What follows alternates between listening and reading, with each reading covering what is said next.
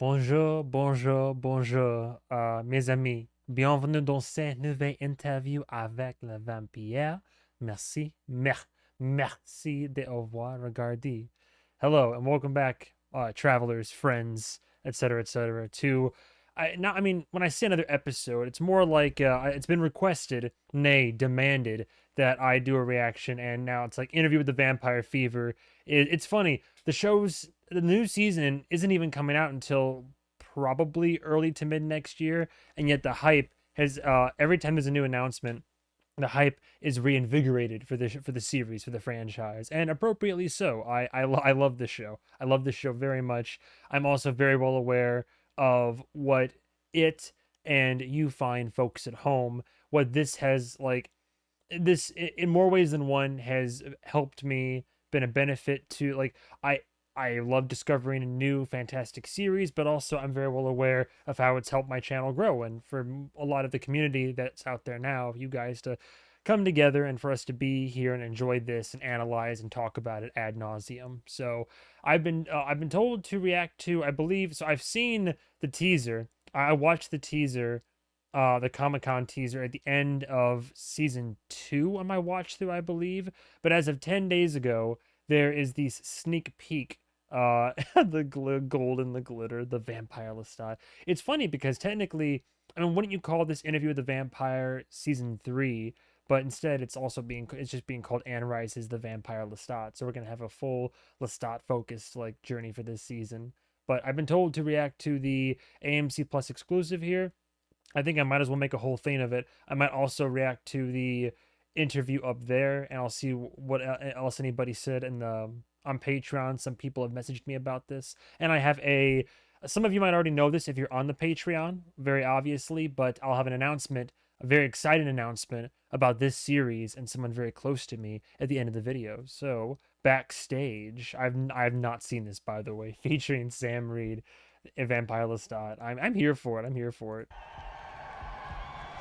Hence the garb right now. I just kind of want to, you know.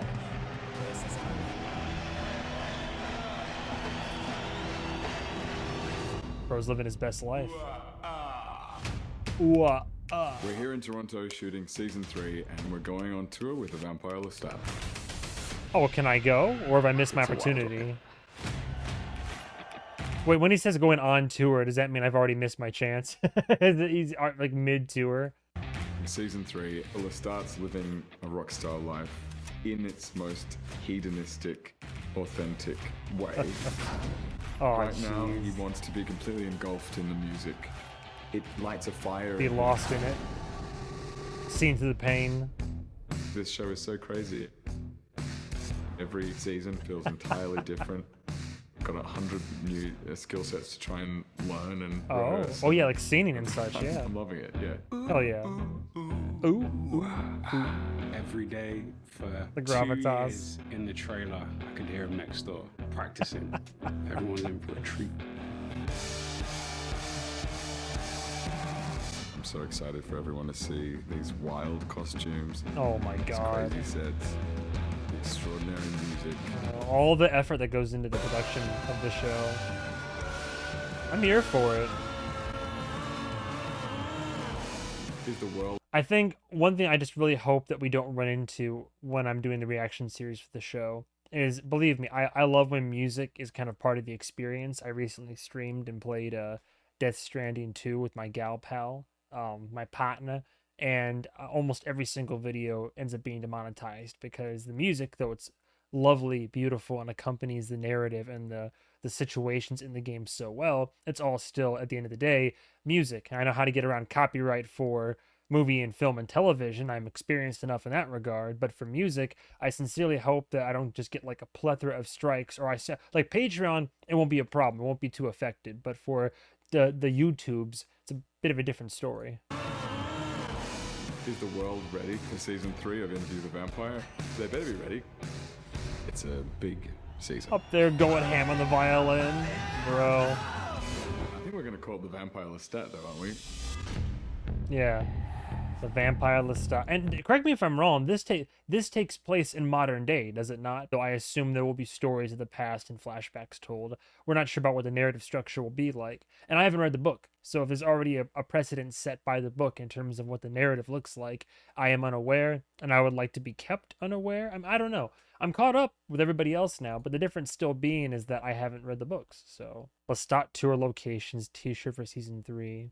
Oh, it kicks off in 2026. Oh, there are no current tour dates listed for Lestat on major ticketing websites. Okay, well, not available yet. If I can go, that'd be cool. I will travel if need be, as long as I don't have to go too far. He said we're going on tour, and there's a snippet of a shirt for like a split second.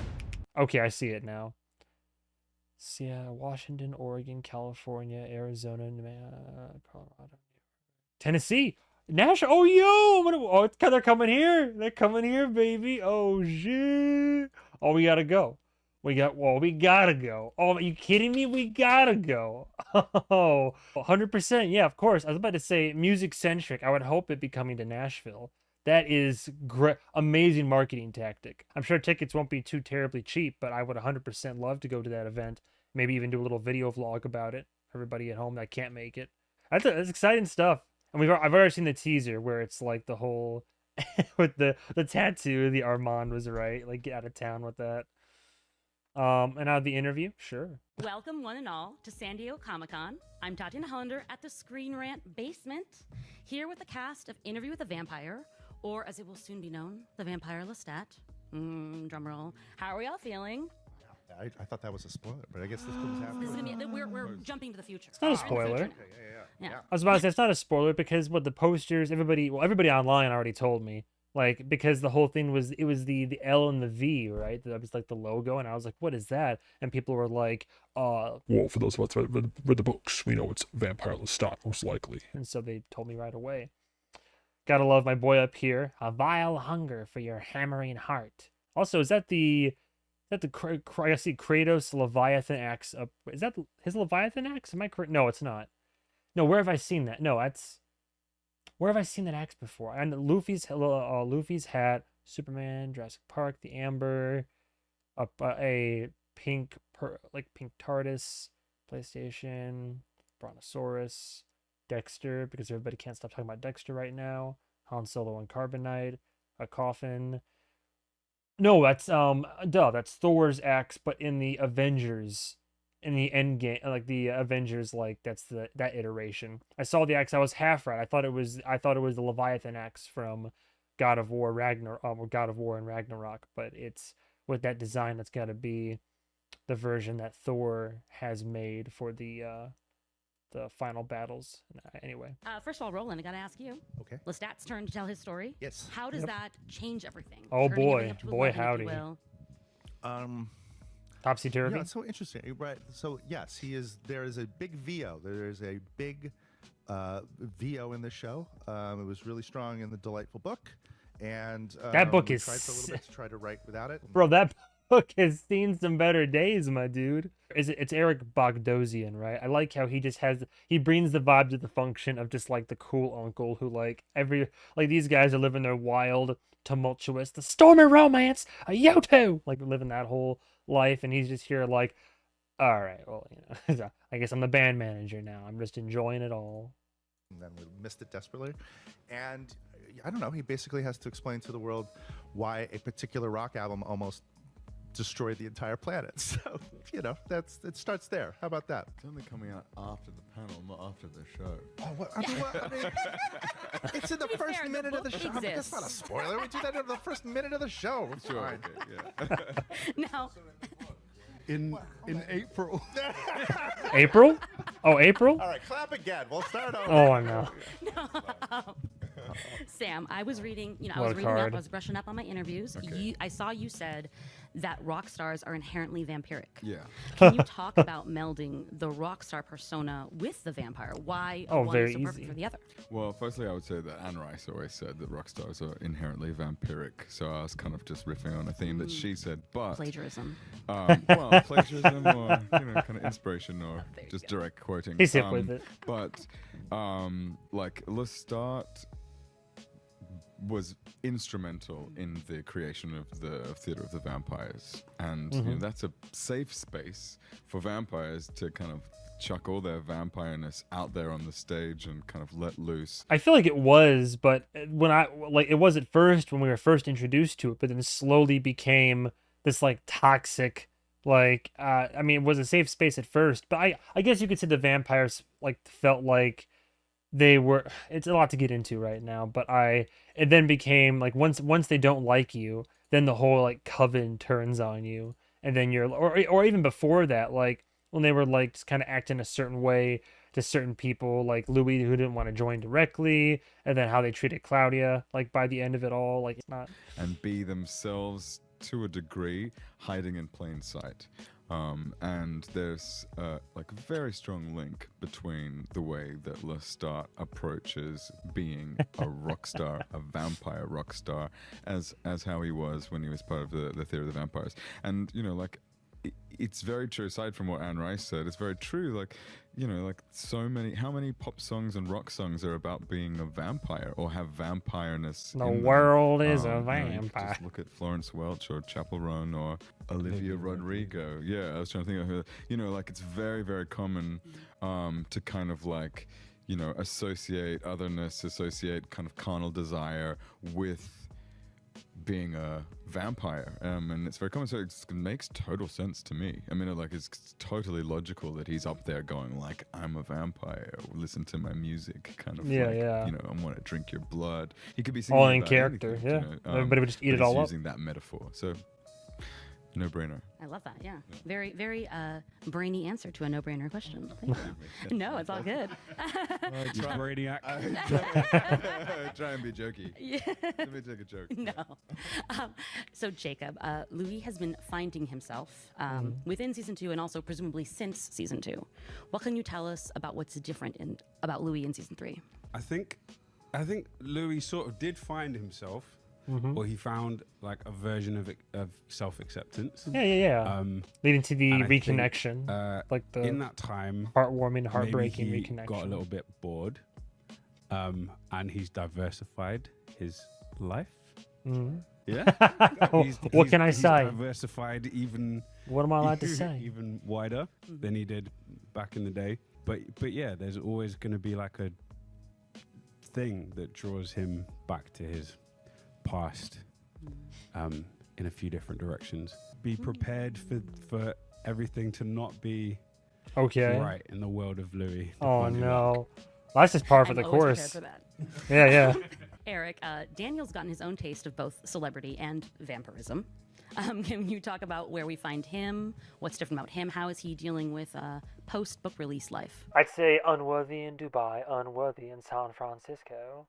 Well, the book has been released, and he's also a vampire now. He has a new lease on life, and because when you go all the way back to the very first minutes of this series, he's kind of hanging around at home, disgruntled, and kind of retired, just Watching- waiting to Watching ads for his own masterclass. nothing. And then he goes to Dubai and everything changes. He's the kind of guy, he really wants to grab the bull by the horns. He really wants to get into this vampire thing, but it turns out to be A bit more than without he giving thought. away any storylines or anything. It's much more challenging than he thought it was going to be. I bet. And Yeah, I'd be very curious. That's one of the most curious, like, getting Lestat's point of view is going to be interesting in itself. And we already love Louis. We already, for better or for worse, I'm fond of Lestat, our Pookie Bear, for sure. But Daniel is the one who I gravitate towards the most throughout the show. I just like his approach to all of this. And he is kind of that foil for the audience. And we've discussed this, again, ad nauseum in my reaction series for the first 2 seasons. Talking about how like he serves as both the foil, like for that bridge for the audience, like asking the questions we would ask, but also being a character who's trying to cut through the bullshit and like really ask the real questions and try to figure out what's going on. But also, he's talked the talk, even though he's matured, a substantial amount since San Francisco. Like at the same time. Yeah, I mean, he was like, give me the gift back then. And then nowadays, like, Louis was like, I'll give it to you now. And he's like, I don't think I want to, just want to go ahead and accept my life. But with his worldviews and how he feels about everything, And I'm very curious to watch to see how he adapts or lack thereof into that new lifestyle of being a vampire, because he's gonna have to challenge like preconceived notions that he has, and like try to like sort the false from the fact in regard to what stories he's been told by both Louis and Armand, and the whole trying to figure out how to do his path. And then the whole thing where he was judging Louis for, oh, well, you like feeding off of the people that you killed in order to survive. Sure, now you just, go for animals and all that, but still, like, maybe vampires, they're just like predators, they're animals. But at the same time, he's in a very like he's more in a similar situation. I wouldn't say to Louis so much as I would say like what happened to Claudia, right? Like Louis at least was given the choice in a moment of weakness, but a choice nonetheless in the church that fateful night of like all you have to do is agree to this and we can live our lives together. And then, he accepted. Claudia was on death's door, and Louis begged Lestat and like made the decision for her and forced her into that life. And, now Daniel, like, right, like after the final penthouse climax in Dubai and all that, then you have the situation where we leave and we find out that Armand forcibly, as kind of like his own revenge of sorts, turned Daniel. And so it was against his will. So now it's going to be a matter of how is he going to come to terms with like his situation. He and Louis were getting pretty deep, got very deep in the interview. It's going to be very different interviewing Lestat or trying to, or trying to, or yeah. whatever. Somebody's joking. Somebody's joking in the looks distance. into the camera like we're on The Office. He continues to try to interview, and that's going to be challenging as well. Can't wait. Looking forward to it. This is a tightrope of talking and not saying anything. You're getting really good. Yeah. Oh, thank you. Yeah, you're a pro. Sam is my Yes, post panel. Sam is my vampire coach as well. He coaches me on He coaches me on how to bite people as well. And are you getting good at that? I'm not good at it, but I've been doing it. Oh, no. It's a dream come true. I get to bite people. Now, Daniel, in real life, I can only imagine the pressure as an actor, as someone who has to like toe that line and be careful not to let too much slip. not Daniel, the character, as I get confused. Oh, I understand in now. my mind, Yes, you're in my talking to mind. me. I am speaking Hello. to you directly. Obviously, music is very important in the world of Anne Rice, and now it's also very important in the show, especially more than ever now. What inspirations are you drawing from? How are you developing Rockstar Lestat? We're developing it together. We started in the writer's room last year, talking a lot about the book, Anne's Lestat, Anne's rock and roll, what would be different about it for 2025 and 2026. We talked about inspirations like Kurt Cobain. We talked about Otis Redding. Both of them have a vulnerable quality to their songwriting and their performance, a rawness that puts emotion at the forefront. That's what we wanted for Lestat, because that is... I like how Daniel's microphone like hit the pillow, and for a moment it sounded like a heartbeat, and I was like, what kind of special effect did they go in for? Also, Lestat's face. what we already know to be true of him Bro's outside mewing. of singing. We wanted to bring that into his performance as a rock star as well. Oh, that sounds very exciting. Also very exciting, something that I will find out in a few hours, is Delaney is back. Hello. Yes. Oh. That is on the panel. I promise you that I read the email. Okay, good, yeah. Yes. Yes. So excited. Screaming, crying, throwing up. Yeah. If you yes. cannot tell I gotta give you a bigger one. Real Rashid is coming back. Real Rashid is coming back. Oh, well, there you Yes. go. Now, Real Rashid. what is happening there? Can you tell me how Well, early on Talamasca, right? you had to have her back? Probably 5 minutes after her audition. Yeah. Flashbacks, I assume. Everybody that you think should come back is coming back. Oh, okay, word. All that stuff's coming back. Cool. Again, no, flashbacks, I assume, so. We had to think about how to use her, and we came up with something we thought was really exciting and really interesting. And so, Is it like Dream Stott? Yeah. Dream Claudia? And more. Yeah. Not only the people that are coming back, but then there'll be more than the people Yes, there's coming new. back. Yeah, there's a bunch new of new people. characters. There are a bunch of new There's a people. giant- There are a bunch great. of. The lore is coming. Everybody's coming Can- in. All the Mariuses and the Magnuses and the Akashas and all that stuff. Oh, Magnus. Of I the remember ones hearing you just about. mentioned, Yeah. Since now you can say them. Who are you most excited to see on the show? Oh gosh, I mean, look, I've been like Jennifer Healy as Gabriella, going for the full Italian version of the name, is extraordinary and force of absolute chaos in the show, and an extraordinary actor, and I'm really excited for people to see that iteration of that character come to life for the first time ever. Yeah, so it's pretty great. And the perfect actress. Oh, the perfect actor. I'll have to look up some of these actors' filmographies. I'm not terribly perfect casting. familiar. Now, Louis and Lestat have many miles to go before they can potentially be companions for one another again. So, what can we expect in the meantime? What can fans of that relationship look forward to in season 3? Beef. Oh, beef. Pure beef. No, I don't know. 100% beef. Beef. Like, it's such a fun dynamic to play because, you know, like, obviously we all know they love each other. We know they love each other, but, you know, the line between love and hate is so fine. You can't hate somebody you don't love, or at least you Eric's can't, like, you know what I mean? So you can not give a crap about somebody, not think about them if you don't love them. But if you dude, I like how Eric and Hungry and Heart over here, Hammer and Heart, keep forgetting to like speak into their respective hate microphones. them, and I think that's a really fun dynamic for the two of them to play. And it also gives us a journey, and it's a long journey. You know, you can't get everything you want all the time, at least at the beginning. Okay, why are you looking at me like that? I get it. Yeah. Mum and dad fighting doesn't mean divorce, but maybe it does. Oh, But like, It doesn't mean you there's a don't love fun me. tension Right. in not knowing if your parents are going to break up or not. Whose parents are we to? Just the world. We're mum and dad. To whom? we're mom and dad. To The internet. The internet. to the people that watch the show. But I would also say, like I think they're like one of those really traumatic couples that like get divorced and get remarried, and then maybe get divorced again and then get remarried. Like that level of Yep. Renew their Yeah. vows and then get divorced, like ask kill for a each other. separation Yeah. whilst renewing their vows, Oh and no. then set fire to the chapel. Oh exactly. no. Literally, yeah. Yeah, it gets Oh, extreme Lord. with you too. Yeah. Your fights are pretty bad. Yeah. I'll walk your ass all the way home. Eric, one of my favorite storylines in season 2 was with Armand and Daniel. Yes. Can I expect more from where that came from? Armand and Daniel will be face to face again. I figure, yeah. I mean, And, fledgling and creator, more or less. and His first and only it's so sorry, far.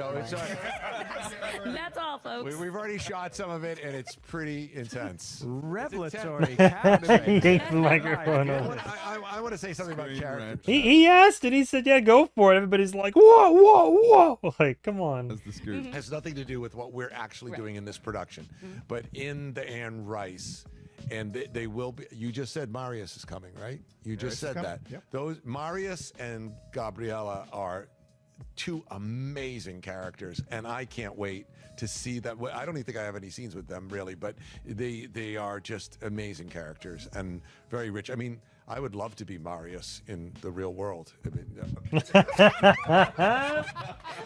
I like the dynamic right here where they're just sitting like next to each other with a respectful distance, and for some reason Daniel's kind of like retreated into the corner of the couch and is just like, "Yeah, I can't wait for the show," and all. It's just like, why is he all the way over there? Doing so well. It's still too close. I'll just keep it over there. Oh I think you're boy. doing great. I think you're doing a great job. You need to read more books. You need to read more of the books. Oh no. I still want to do everything he does. I don't care. I think we're finished. I got it. I'm canceled. That's it. Damn. Sorry, AMC. Bye, Eric. It was nice Cancel while it my lasted. contract. Daniel, you mentioned kind of like building Lestat, and the musical world together. Yeah. Can you talk about any one moment or song that really stands out to you or musical piece, without spoiling anything, obviously? Is there anything that really... We've done some recording already of some of the songs for season 3 because we'll be performing them Yeah, I figure with they're still Lestat filming. and with his band on camera, so we had to have stuff. I think it makes sense as well, because if they're still filming, it's very smart of them. It all ties into it, right? The whole thing is about Lestat the vampire and being like the rocker and going around touring already. So the fact that part of the marketing is touring with some of the songs, and obviously, like, you know, I'm sure some of those will be sets, but I'd be very surprised if they didn't get some B-roll at these like stadiums or venues that are full of people, right? Like that's what I figure anyway. So it makes sense if they're still filming the show to take advantage of the tour to maybe get some like B-roll and some more footage to splice into the show itself. That'd be kind of smart. Ready to go before we started filming. To do that, we needed Sam in the studio, and we did a chunk of songs already. Well, we still got some to go, but we did a chunk of songs where Sam came in and sang a bunch of songs in a row in a studio for several days. There was a particular song that I can't tell you many details of, but a particular song plays a pivotal role in one of the episodes early on that we needed sooner than later. I had sung. So it's on my the job demos to pay give attention Sam to something the work lyrics because I in was particular. just sort of holed up by myself writing all these songs in the writer's room. So I had sung on the demos to give Sam something to work from. He came in. He had been working with a vocal coach. I had not been there, so I didn't know what he had been working on. He came in, he started to sing this song in the studio, and I just turned to the engineer. We were just looking at each other, just so thrilled by the choices that he was making that were not something that I had sung on the demo, that were things that he had brought to it himself, Nice. things that were part of Lestat, things that were part of Sam's particular vocal style and range that are different from my own. It was so delightful to hear, such a joy, a thrill, a total thrill.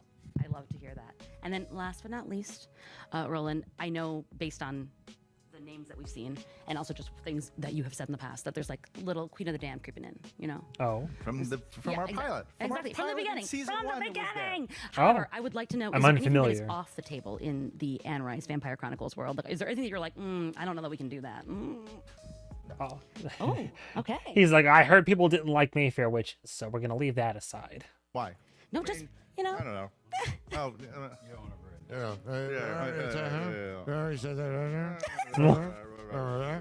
You said something to me. You can say gather now, but like, yeah, there's probably. I mean, for me, there's things. Bro, not even in the microphone. The way that I love the. Look at this. Bro starts talking, microphones all the way to. He forgets he's just in a conversation over here, and then where does he go? I mean, for me, there's things way deep down. And then he goes way over here, and it's like not even talking with the mic. And there's probably.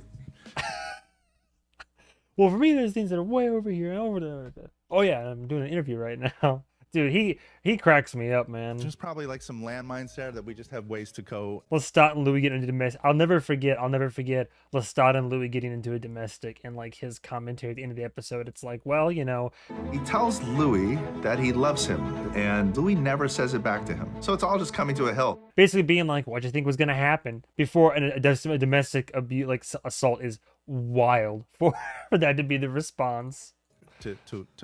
Why we should not fear anything. Everything should be on the table. Yeah. We are fearless Yeah. in Interview with the Vampire. Fearless. The Vampire Lestat. Okay. Thank you so much for coming in, guys. Have a wonderful Comic-Con. Thank you. That was fun. Real Rashid. Well, I don't want to read too many of the comments lest I get anything spoiled, because already I see something about Marius right here.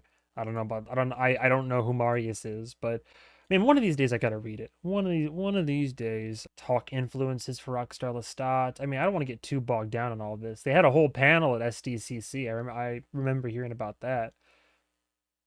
Sam Reed on if Queen of the Damned will make an appearance in Interview with the Vampire. Interesting. There's so many different panels. Talamasca, the Secret Order teaser trailer. I do plan on watching. I'd assume, hopefully, between. Oh, very excited for Rental Family. Can't wait for it. I love Brendan Fraser. I am personally, so my game plan, in addition to all the shows that I'm already watching, I do plan on watching, because it's in the Interview with the Vampire universe, at least on Patreon. If the numbers do well on YouTube, I'll put it on YouTube as well. I do want to watch Mayfair Witches just to say that I have, like, just to see what's up with that. And what's the other one? Oh, obviously Talamasca. That's going to be, October, like this year. So that's something I'll probably do a reaction series for week by week. But I want to watch Mayfair Witches prior to Talamasca, and maybe as a movie on my Patreon, Queen of the Damned. I know that movie's been around for a while. I've never seen it. That Patreon could be the perfect opportunity to watch it, perhaps. Okay, well, I did the main sneak peek. You bet your sweet candy ass, you bet your dingus that if they are doing a tour next year, early next year, and they're coming to Nashville for that tour. I saw the shirt. I really hope so. I'm going to do my damnedest to get in on that and make some content around that, perhaps. I think just keeping it at the Screen Rant interview is a pretty good one. I think there was something in the, I think it was in the community. Somebody mentioned something. So I watched that one. Please do a reaction. Sneak peek backstage. Did that one. There's this one. Entertainment Weekly. Interview with the Vampire star Sam Reed talks about taking center stage for Lestat's wild rock star era. I suppose we can do a little bit of reading, perhaps. He is the Vampire Lestat, and he's now a rock superstar. With Interview with the Vampire returns for season 3, premiering 2026, Lestat de Liancourt, Sam Reed, grabs the microphone to finally tell his side of the story. I'm looking forward to it. And it begins, as it does in Anne Rice's beloved second novel, The Vampire Lestat, with his newfound fame as a rock star. It's pretty wild, I've got to say, Reed tells Entertainment Weekly with a laugh. I can't really believe we're doing it. Sometimes I'm like, what the hell? While AMC's first 2 seasons of Rice's Vampire Chronicles adaptation centered on Louis Dupont-Dulac via Jacob Anderson, Reed has been oh so patiently waiting for this moment when the brat prince takes center stage. Pissed off at the way he was portrayed in Louis and Daniel Malloy's book, Lestat forms a band and goes on tour to reclaim his own life story. Lestat has an intention to express his views and his experience through music videos and recordings and all this kind of stuff, Reed says. And they are finding a wonderful, cool way to weave that through a lot of the denser parts. While the rock star persona is certainly new this season, the actor points out that the flamboyant and arrogant Lestat has always been at peak diva as someone who has always dealt with things in a performative nature. He's now just performing in an entirely new way and on a global stage. A rock star is no more different than an actor on the 18th century stage. It's just the same thing in different periods, Reed says. You could just look at Twisted Sister and question what is going on there, but that's not a reference, so no one panic. We're not doing that, just thinking about rock star clowns. They're a good example. Reed adds with a smile, I don't think Lestat would think much of Twisted Sister, which is unfortunate. And yes, there will be scening, lots of scening. Sinking his teeth into becoming a bold rock star for the show was not an easy process for the actor, who reveals that he's been working closely with the show's composer, Daniel Hart, for quite a long time before filming began. I've been with him working with him on the songs first, the actor says. It's been a really interesting way to approach a character, by coming in through the music to start with before we had any scripts. Trying to work out the characters' arcs through the songs has been an adventure in itself. Reed is hesitant to name any specific rock stars he's using for musical inspiration, but says that Hart and showrunner Roland Jones, quote, have a gigantic influence list which is incredibly intimidating and wild. Lestat is a bit of a mercurial character himself, but there's something very interesting about a character who would love to play a symphony as well as a David Bowie song, Reed adds. How he incorporates all of his influences and how he discovers his personal sound is part of the journey of the show. But, he confirms, it's going to be pure rock music, because that comes from Rice herself. There's something inherently vampiric about rock music, and that's the second time we've heard this mentioned, by the way. And it's not really necessarily what is the flavor of the month at the moment in terms of what is desirable in music, Reed says. And so there's something about harkening back to sounds that might feel from different periods, but also trying to bring them back into the now and the contemporary, but also tie them into his own personal journey. Because I think at the end of the day, Lestat is a musician that writes from personal experience. The showrunner has brought up Fiona Apple a lot to Reed in how an artist can convey extreme human or personal experience in their music. Lestat definitely, well, I wouldn't say he speaks in metaphor, Reed adds with a laugh. Interview with the Vampire Season 3 has only just started filming, but Reed teases that fans will get a sneak peek of Lestat's musical sound sooner rather than later. You'll probably be hearing some music, he adds with a smile. I hope people are happy. You know that some people are never going to be happy. That's true. Look at the comment section. But all we can do is approach it with love and care, which we are. There's a lot of love and care being put into it. But this season is about so much more than Lestat's rockstar career. As with all Rice stories, the themes go much deeper than that as Lestat continues to explore what it truly means to him to be a vampire, giving the series an entirely new flavor compared to Louis' autobiographical seasons. It's deep, but it's actually very fun and silly because Lestat is a big clown, so he's not as chest-bearing as others, Reed says. He then pauses and laughs as he realizes what he just said. Well, he's actually quite chest-bearing. Bearing. Oh, chest-bearing. I think he meant beating.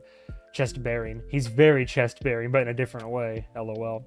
While the first 2 seasons portrayed Lestat entirely through Louis' biased point of view, Reed is hesitant to call Louis an unreliable narrator. Oh, is that right?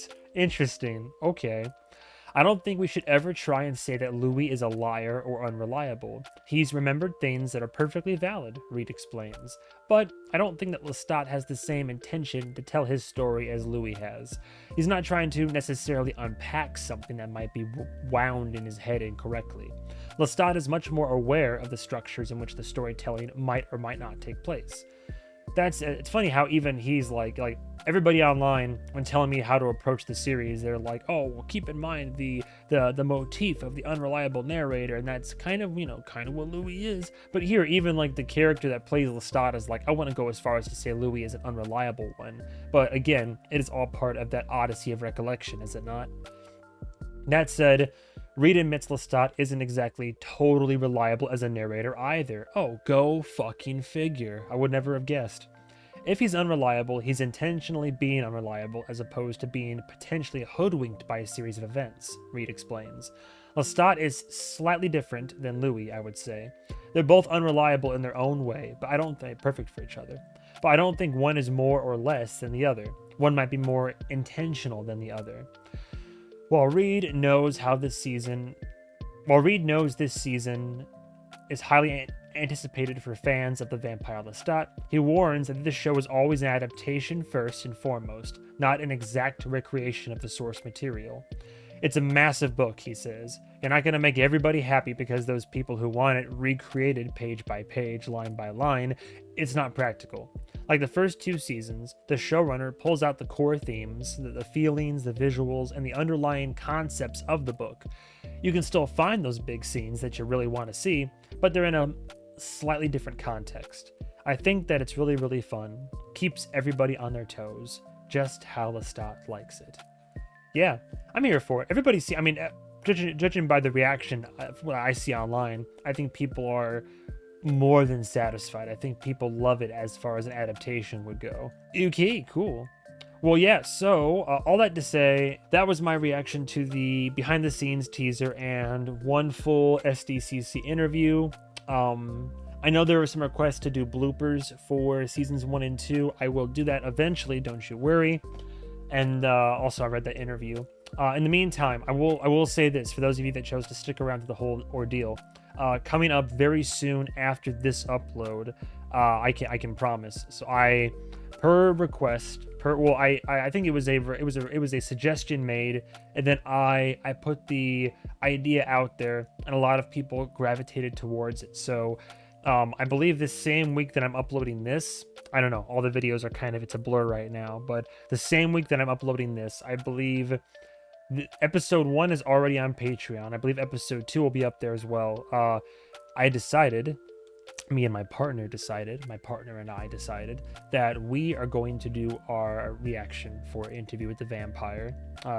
As of recording this, episode 1 is 100% over on Patreon. When the first episode hits YouTube, episode 2 will already be on Patreon. So kind of same, there'll be early availability on Patreon is what I'm trying to say. No matter what, it'll be on Patreon. The entire thing. It's her virgin reaction. She's never seen the show before, so it's going to be different than what I do, which is fine. It's her reaction with edited sections of me at the end giving my input. I'm going to take notes during the show and give you my input of my second watch.